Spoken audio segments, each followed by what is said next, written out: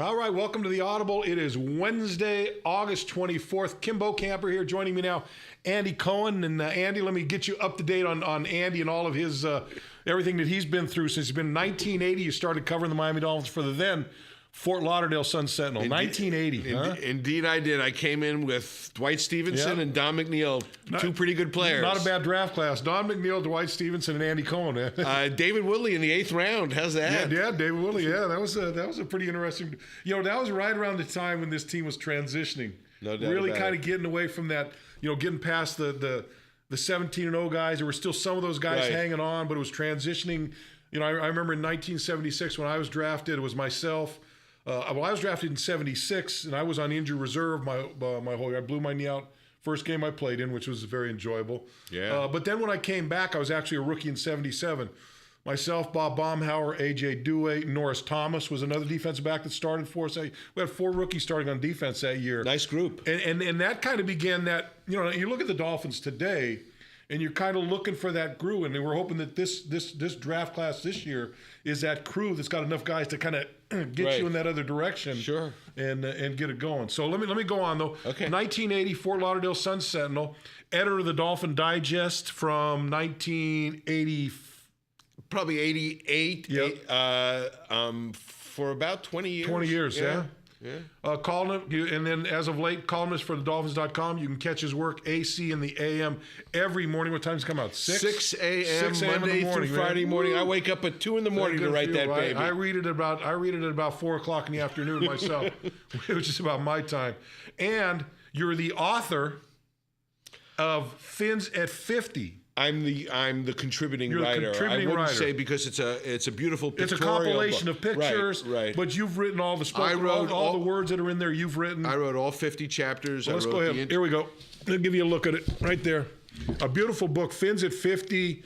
I mean, you open it up at any page, and you got history. Look, there's Joe Robbie. Robbie. Oh, I see Don Strock somewhere. Oh, there's Wayne, and so anything, all kinds of good stuff in there. I've been involved, Kim, in about 40 different books in my publishing business, and this is probably the one I am most proud of, and this is probably the nicest of all the books it's that beautiful. I've been involved I had with. a chance to thumb through it, and let me tell you what, if you're a Dolphin fan out there and you want that coffee table book that tells who you are, this is what it is right here. And you I guess you can get this at MiamiDolphins.com/book. Right.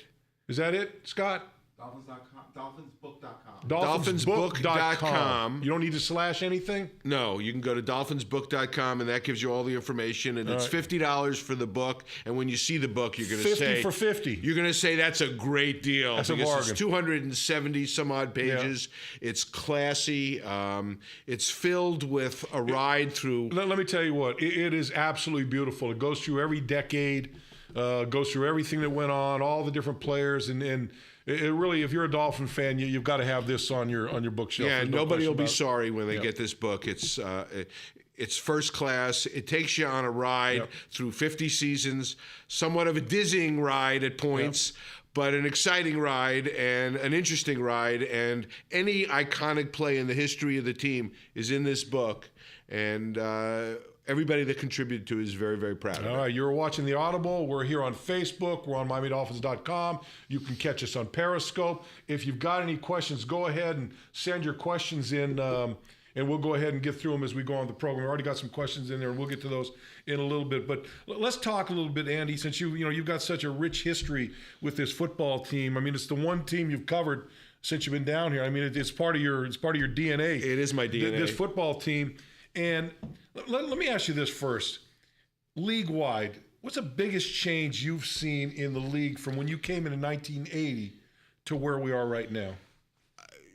Training camp has really changed a lot. Amazing. It's amazing. And to hear some of the players moan and groan sometime, I always say to myself, you should have been here in the 80s. Yeah. You should have, it's a 3-week process now with a maximum of 15 practices with pads.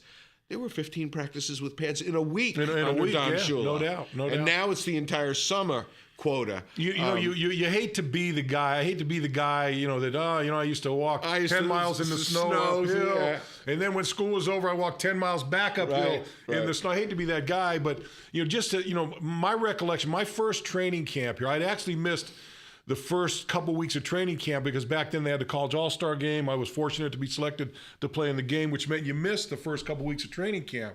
And so I came here one of the first days I come here to training camp, and I go through my group. You go in, you go for 8 plays, come out, and the next group goes in for 8 plays.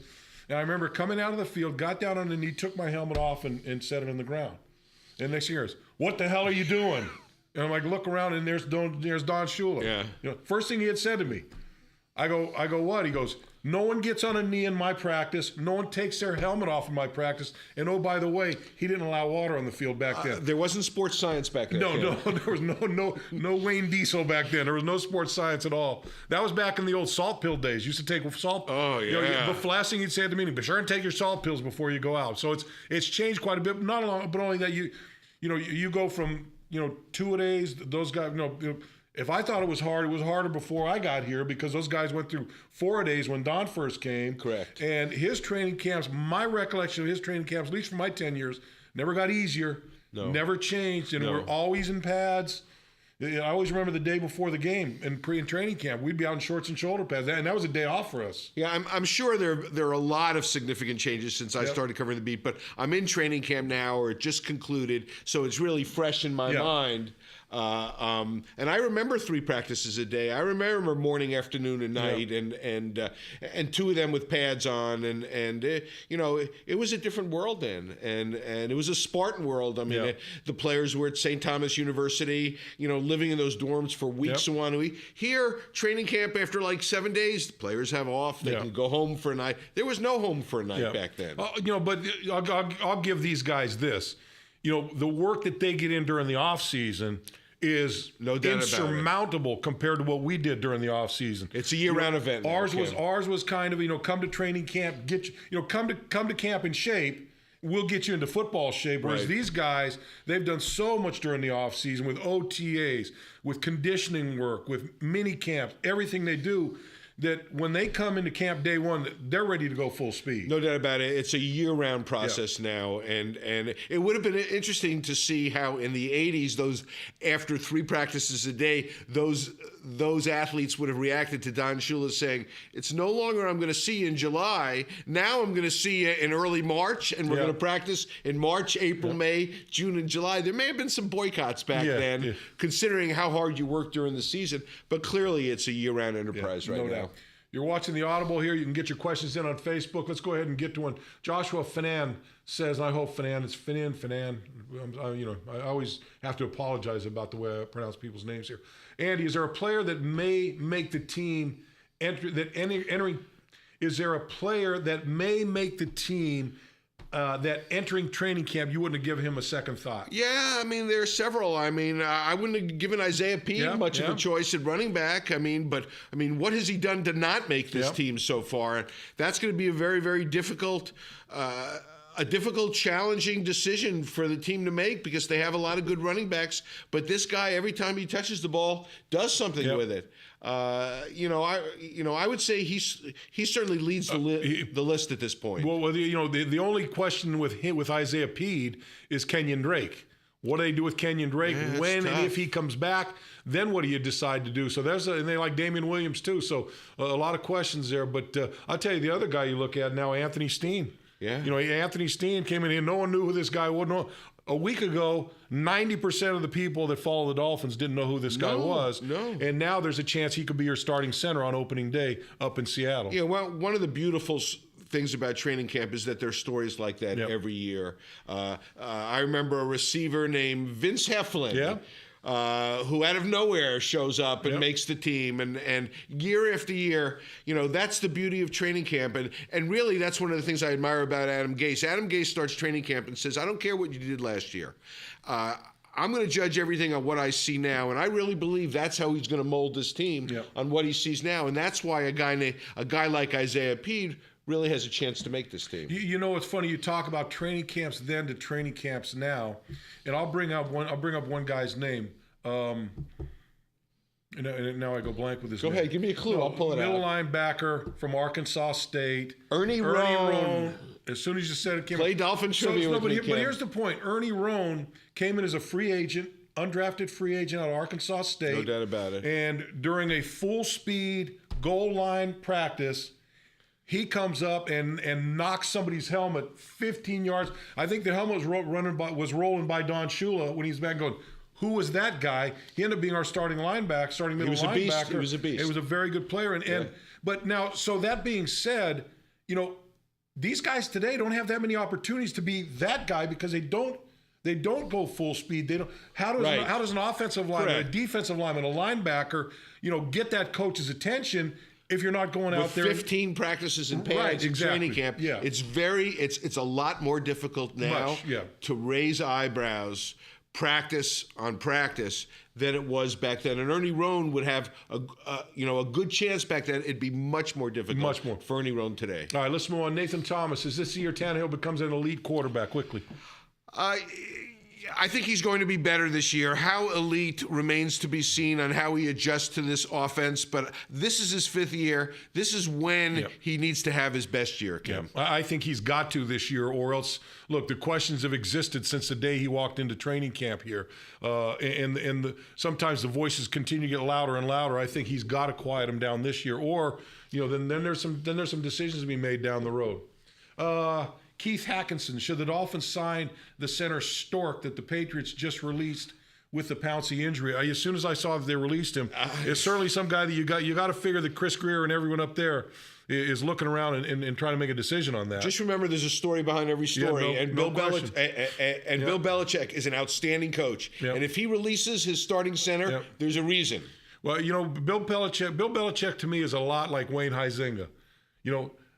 Very important, you know when to buy, but more importantly, you know when to sell. Yeah, the Steelers are very good knowing when to sell. And you look at the Patriots over the years. I mean, they've gotten rid of guys. They knew when to sell. And they knew when to pick that guy. But he's 26, Kim. Yeah, I mean, he's 26. Yeah, but like you said, I mean, the first thing I said was something's up. He doesn't get rid of good football players in their prime. I'm with you, but I think it's certainly obviously somebody that the Dolphins are doing their due diligence on. I can guarantee you they're doing their due diligence or have already done due diligence on him to find out what the deal is. All right, let's kind of move on a little bit. Andy, we talk about all of the Fins at 50 in the great book.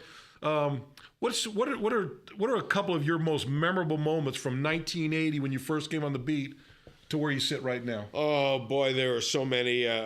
Certainly the arrival of Dan Marino and standing on the practice field next to Shula. And the media actually were on the practice field next to Shula talking about how times change. But standing on the practice field next to Shula with Edwin Pope and a couple of other writers and watching Dan Marino zip the ball for the first time at St. Thomas, Biscayne College, and seeing Shula's reaction is something I'll never forget. Yeah. It was different watching Dan Marino as a rookie than any quarterback I had covered before. The passes came out quicker. There was more zip on it. I don't think I'll ever forget that. Yeah. And it was one of those things where you knew right away that this guy was special. Interesting, though, I think people don't realize the dynamic that was going on there, because you got David Woodley, who had just taken us to a Super Bowl in 1982, right? And then Danny comes in, and this guy's certainly, everyone knew he was the future of the football team. Didn't know he was going to be the Dan Marino that lasted for 17 years and maybe considered the greatest passer in the history of the game. But, and you got to give Don Shula credit for kind of waiting his time, and then sticking Danny. Well, how many teams have a young quarterback lead them to the Super Bowl and the next year draft a quarterback? Right. You can't think of any examples of that. David Woodley was one of the most interesting players I ever covered. He once told me that he would just as soon play in an empty football stadium than he would in one packed with fans. Yeah. And when you think about that mentality, it was all about the process. It had nothing to do with the emotion. He was a good player, but Shula saw that he wasn't a very good player. Well, but he was, and it kind of goes to what you said. He didn't, he didn't care that much about it. Didn't. He played because he played. And he was an odd guy. I remember there was a furniture guy in town that approached me and, wanted a bunch of guys to come over and do a promotion for him, sign autographs. He was going to give us all $5,000 worth of furniture. It's a lot of furniture. Sure. He said, hey, if you can get Dave Woodley, I'll give him 10. So I said, Dave, I got a guy here that, nice furniture store, wants to give you $10,000 worth of furniture. what do I need to do? Just go sign autographs for now. Not going to do it. Not interested. I said, not. He just wasn't interested. He just wanted his couple of beers after practice and live his laid back life. Yeah. So now beyond Dan Marino, other memorable things. Oh, there were so many. Just one. Give me one more. Just coaching Shula. He was the most accessible coach I ever covered. Literally, if I wanted to interview Shula after the morning practice, during lunch, on the walk back from lunch, and after the evening practice, I could. Yeah. And to realize at the time, as I was covering, how great a coach he was, and that he would someday be the winningest coach in the history of franchise, I was so fortunate to be a part of that and to got to have known him. And that's something, Kim, I'll really never take for granted. Yeah. Charlie, we're kind of going in and out of today and in the past here. So, Charlie Walton, what's up with Drake? Well, I think the Dolphins are wondering what's up with Kenyon Drake. I mean, he's missed a lot of time. He's been activated. He's had a hamstring issue since he's been here. And I think there's some frustration from a coaching side that they haven't had a chance to see this guy. And I think there's also a feeling of, does this guy have the toughness to play in this league? Yeah, you don't want to get hurt the summer of your rookie year. You really don't. And this is a third-round pick, and this is a guy who the Dolphins wanted to take along. And we really wouldn't be talking about Isaiah Peed probably right now if Kenyon Drake was healthy, because I'm not sure Isaiah Peed would have gotten the opportunities. But he returned to practice yesterday, I believe, Drake. Yep. And he needs to have a very productive couple of weeks. Time's running out. This is the last week where the starters are going to play at all, and they'll play probably 3 quarters. But next week they're not going to play. So where does Kenyon Drake get meaningful touches when you're not, if you're not playing with the first team guys? And in that last game, it's 90% of those guys aren't going to be on anybody's roster when the season's over. And I wanted to see him return kicks also. Speaking of returning kicks, Andrew DeLuise says. Where was it? Michael Scavo. Do you think Jakeem Grant should touch the ball a few times every game other than just kick and punt returns? Yes, and yes. I believe that Adam Gase will put in a package of plays that he may not use every game, but he will use. And I'm talking about 4 or 5 plays that take advantage of this young man's skills. This is a very intriguing, unusual player, and Adam Gase is an intriguing, unusual, offensive-minded coach, and the two, I think, are going to mesh very well. You can almost, when he walks by, you can almost see that light bulb on top of he's a mad scientist. Well, and look, my thought on obviously, kick and punt returns would be his main responsibility. He's played well, made some catches that first game as a wide receiver. He did.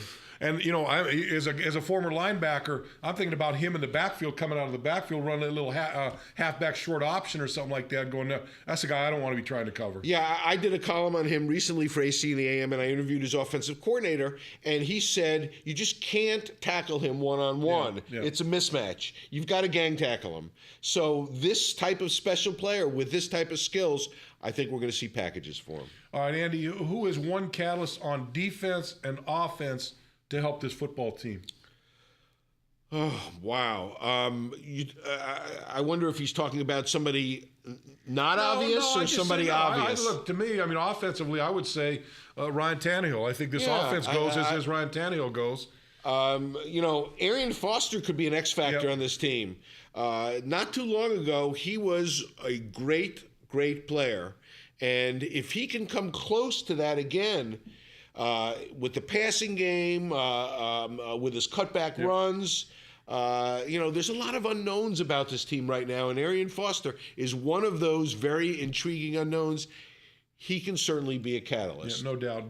Defensively, Defensively, I'm looking for Ndamukong Suh to be a completely different guy. I'm looking for Suh, and I'm looking for Rashad Jones to continue what he's done. He's certainly a catalyst in this in the secondary. But I want to see Suh play like Suh, and I want to see other players be able to feed off of what Suh brings to the table. All right, you're listening to the Audible here on Facebook. You're seeing us on Periscope. You can get it, or you maybe listen to us on MiamiDolphins.com. If you want to throw your questions in, go ahead and send them in via Facebook. That's the only place we take questions, are able to take questions now. So if you got something, go ahead.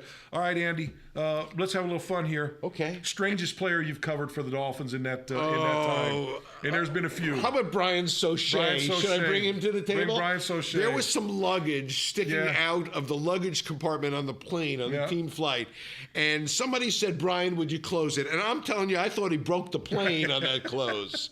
I mean, he was a very, very guy. Unusual bird. Yeah. There were a lot of unusual birds. There were a lot of unusual stories. Well, let me give you my. Okay, go ahead. Give me yours. My Brian Soche. Okay. So my wife one day, she goes out to eat with some of her girlfriends at a local restaurant, and she walks in and they just happen to be sitting behind them in the booth is Brian Soche, right? And she had met Brian through me and this and that, and didn't know him well, but knew him by saying, "Hey, Brian, how you doing?" So she sits down. So the server for his server keeps coming over to their table and going, "Geez, that guy's that guy's nuts," So he gets up and leaves, and the server comes over to and no, he liked himself. Brian Soche liked a lot of Brian Soche. There's no question. Loved his about arms. That. Yes. So the server comes over to my wife and says, "You won't believe the tip that guy gave me." And she goes, "Well, what did he leave you?" She goes, "His phone number." Left him no money, just left his phone number. Oh, yeah. So that was she'll call. Brian Soche. She'll call. Yeah. So anyway, this one's straight. Alfred Oglesby. Yeah. The Alfred Oglesby mispractice, and he surely said, "You better have a good reason." He said he got abducted by aliens and they dropped him out in the Everglades and didn't know how to get back. Yeah. That's another interesting one. The Marx Brothers were interesting characters. Yes, too. they were. Yes, they were. They were not run of the mill by any means. No, but you go back to the 70s. You go back to when Shula came in, and Jake Scott. I mean, he was a great football player, but he was his own man. Still is his own man, and one of the more unique guys I've ever met in my life. Yeah, how about someone like Eddie Newman? The writers used to joke about him. You ask Eddie Newman one question, he's going to fill up 2 notepads. Yeah. And then you'll go through the notepads and you're going, how much of this can I use, actually? Well, that's the judge. I think we're going to have the judge on the Audible Friday at 4:30, so the judge will be in here with us. Great man. A very good guy. And he taught me, he's the first guy that taught me how to eat lox and bagels. Oh, that's good. I'm a California guy. I didn't know anything about it. He introduced me to lox and bagels. Now I'm a big fan. So, good. All right, let's see. Zachary Gluck, do you think Gaze will use Sue or other defensive tackles to possibly use as a fullback in short distance plays? I think you may see Earl Mitchell. Who's got some experience at fullback. He's run the ball before. Yeah. I think the interesting thing about Adam Gase is anything goes with him. Anything's possible, yeah. If he sees something in practice, if he sees a skill set, if he sees a wide receiver that can throw the ball, I've been waiting for 4+ years for Ryan Tannehill to catch a pass. Now, you're going to laugh, but he was a receiver in college. He's got good hands. How about the play where you hand off to a receiver on a reverse, he stops and throws the ball back to Tannehill because no one's going to cover Tannehill on the play. Let me ask you something about that, Andy, because I've got 2 different sides to that whole. Don't get the quarterback hurt. No, not that. Ryan Tannehill is a receiver in college, right? And I asked Ryan about this one time because everybody, whenever there are Ryan critics, a lot of Ryan critics out there, and they go, "Oh, you're trying to make a receiver a quarterback."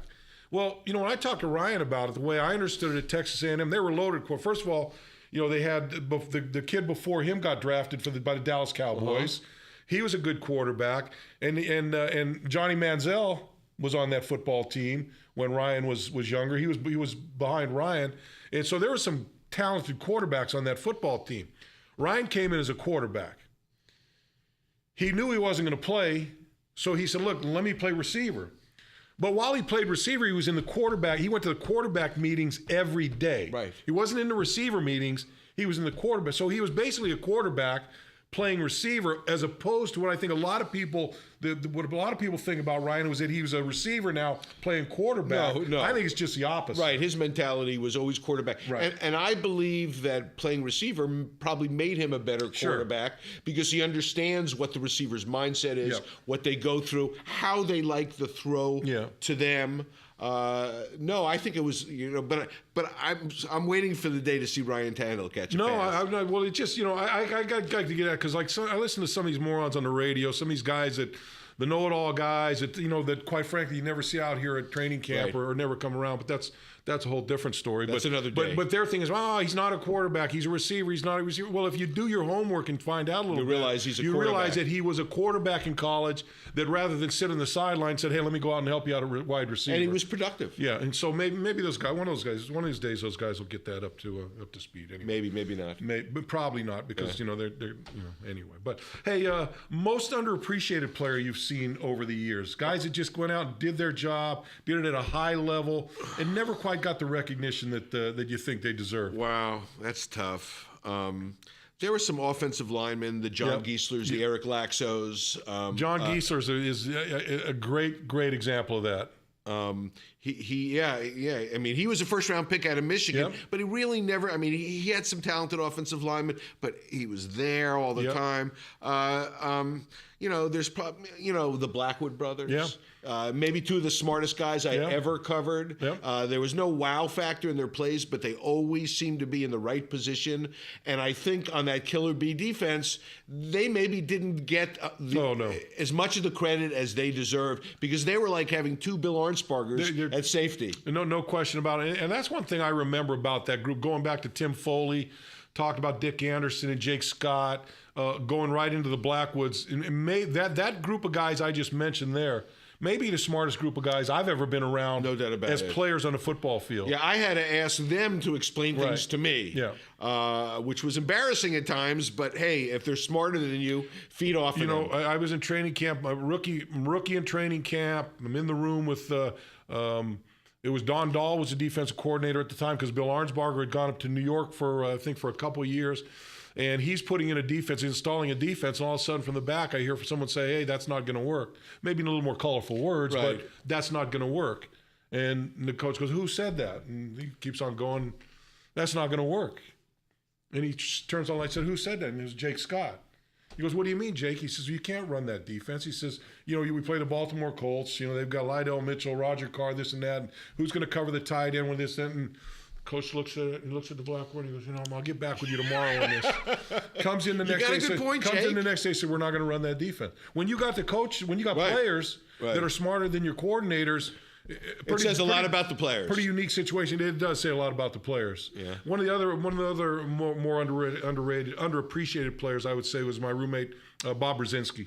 Yeah, I think Bob was just just solid every game. Good. You knew what he was going to be. You knew how he was going to play. He was going to play at a very, very high level. Not the most spectacular, but always made the plays when they needed to be made out there. What was it? A playoff game when he had 19 tackles in that game? Yeah. He was he was quiet. Didn't really, you don't want to talk to me today type of guy, but every game, very, very solid, very, very consistent. Yep. You're listening to the Audible. You're watching the Audible on Facebook. You're seeing us on Periscope and MiamiDolphins.com. All right, Andy, let's kind of segue into today a little bit in Adam Gase. You got a guy that's 37 years old, youngest coach in the league. I think he turned 38. 38. Whatever it is, he's about to turn 38, but he was youngest quarterback in the league. I guess the guy up in New York is next youngest, right? So he's the youngest guy in the league. And I go back and you look at Don Shula came in when he was 36, right? You look at Chuck Noll came in when he was 36. No doubt about it. Certainly not putting Mike Adam Tomlin was very young. Certainly not putting Adam Gase in that category as of now. But I like the fact that you got a young guy. I love his attitude.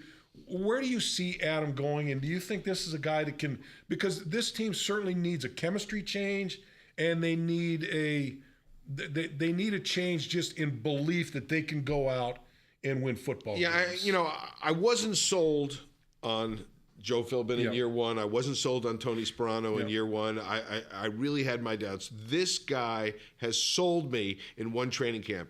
Granted, a head coach should be judged on one thing only, wins and losses. But having said that, you can tell if somebody belongs. You can watch how he relates to his players, how he deals with his assistants, how he leads a practice, how he deals with the media. This guy has it. I am really convinced that this guy is the long-term answer. That they hit the bullseye on this guy. I love his creativity. I love his thought process.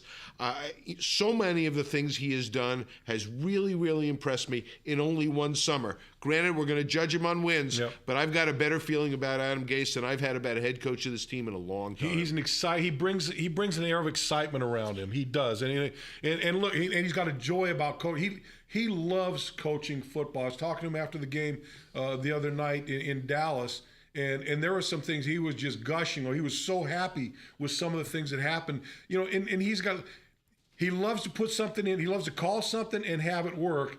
And he is just, I wouldn't say he's cocky. He's a level below cocky. Yep. He's bold. He's brash. He's confident. He's all the things you really want to have in a head coach without being cocky. I'm so excited about the potential with him here. I really think it was a great move, and it's going to be a long-term solution. Neither you and I will be there at the time. But when the Dolphins at 100 come out, hopefully he's got as many. Hopefully he's on the cover of the book, or there's a special chapter on everything he accomplished. I would love that. Andy, it's been a pleasure, my friend. Kim, always a pleasure with you. All right, we'll have you again on the program. Thank you. I'd like that. All right, that is going to do it for the Audible today. We will be back Friday at 4:30. At that time, the judge, Ed Newman's going to roll in. We're going to talk to him, and I think his bailiff may come in. A little Tony Nathan action, too. So nice that'll group. be a good show to catch up on. That's going to do it for today. We'll see you next time. Have a good day.